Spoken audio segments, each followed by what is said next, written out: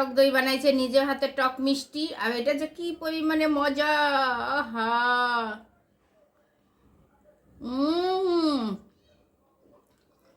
প্রিয়, তুমি কত রোমান্স জানো?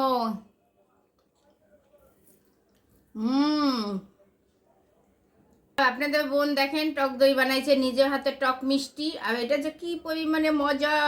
আহা!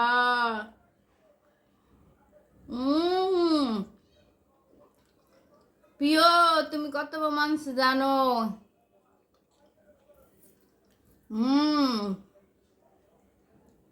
আর কে কে বোনের হাতে টক মিষ্টি দই খাইতে চান?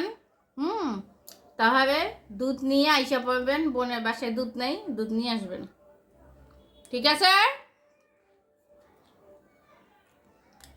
দেশি অরিজিনাল গরুর দুধ দেবে তো ভালো হইবে, না হলে মিল বিটার নিয়ে আসবেন। এই যে মিল বিটার দুধ দিয়ে আমি টক দই বানাইছি। অনেক মজা, আলহামদুলিল্লাহ।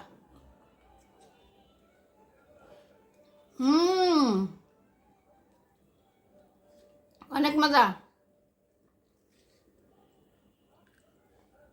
একদম পারফেক্ট হয়েছে। মনে হয় 5 স্টারের দই খেতেছি।